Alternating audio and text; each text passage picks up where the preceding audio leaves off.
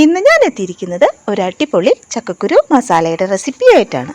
ഇതിന് വേണ്ടിയിട്ട് ഞാൻ ഒരു 1/2 കിലോയോളം ചക്കക്കുരുവാണ് എടുത്തിട്ടുള്ളത്. അതിൻ്റെ തോടെല്ലാം കളഞ്ഞ് നല്ലതുപോലെ ഞാൻ ക്ലീനാക്കി അതിനെ 4ആയിട്ട് മുറിച്ച് ഞാനൊരു ചട്ടിയിലേക്ക് പാകത്തിന് വെള്ളവും ഒഴിച്ച് ഒരല്പം ഉപ്പും ചേർത്ത് അടുപ്പിൽ നന്നായിട്ട് ഞാനത് കുക്ക് ചെയ്യാനായിട്ട് വയ്ക്കുവാണ്.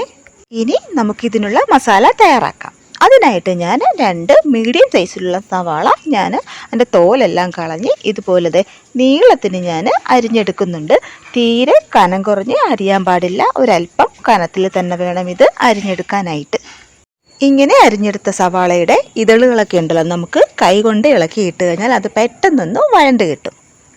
നോക്കിയേ, ഈ സമയം കൊണ്ട് തന്നെ നമ്മൾ നേരത്തെ കുക്ക് ചെയ്യാനായിട്ട് വെച്ചിരുന്ന ആ ചക്കക്കുരു ഉണ്ടല്ലോ, അതെല്ലാം നല്ലതുപോലെ കുക്കായിട്ടുണ്ട്.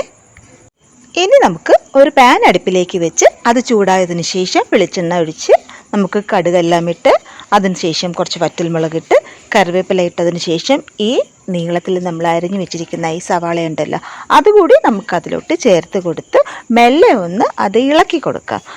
ഈ സമയങ്ങളിലെല്ലാം ഫ്ലെയിം എപ്പോഴും ലോയിൽ തന്നെ ആയിരിക്കണം. അത് പ്രത്യേകം ശ്രദ്ധിക്കേണ്ട ഒരു കാര്യമാണ്, അല്ലെങ്കിൽ സവാള പെട്ടെന്ന് തന്നെ കരിഞ്ഞു പോകും.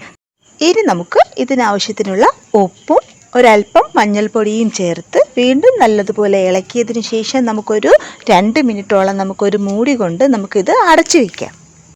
ഈ സമയം കൊണ്ട് തന്നെ സവാള ആ ആവിയിൽ നിന്ന് നല്ലതുപോലെ സോഫ്റ്റ് ആയിട്ടുണ്ടാവേ.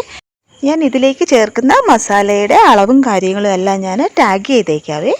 അതിനുശേഷം നമുക്ക് കുറച്ച് എരിവിനായിട്ട് ചില്ലി ഫ്ലെക്സ് ഞാൻ ചേർത്ത് കൊടുക്കുന്നുണ്ട്.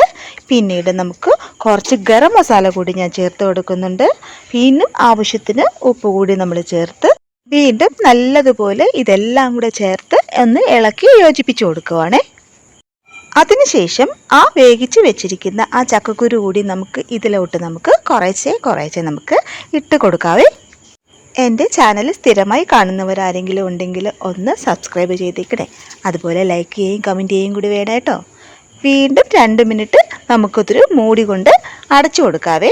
അതിനുശേഷം നമുക്ക് മൂടി തുറന്നതിന് ശേഷം കുറച്ച് ആവശ്യത്തിന് കറിവേപ്പില കൂടി നമുക്ക് ഇതിലോട്ട് ചേർത്ത് നല്ലതുപോലെ ഒന്നുകൂടി ഇളക്കി യോജിപ്പിച്ച് കഴിഞ്ഞാൽ നമ്മുടെ ചക്കക്കുരു മസാല ഇവിടെ റെഡി ആയിട്ടുണ്ട്. ഈ മസാലയ്ക്ക് നമ്മുടെ ഇഞ്ചി വെളുത്തുള്ളി എന്നിവയുടെ ഫ്ലേവർ ആവശ്യമില്ല. ഇതിന് വലുതായിട്ട് ഫ്ലേവറിൻ്റെ ആവശ്യമില്ല. ഇതുപോലെ എല്ലാവരും തന്നെ ഒരു ചക്കക്കുരു മസാല ഒന്ന് തയ്യാറാക്കി നോക്കിയതിന് ശേഷം അഭിപ്രായം എൻ്റെ ചാനലിൽ കമൻ്റായി തന്നെ രേഖപ്പെടുത്തണേ. അപ്പോൾ ടാറ്റാ.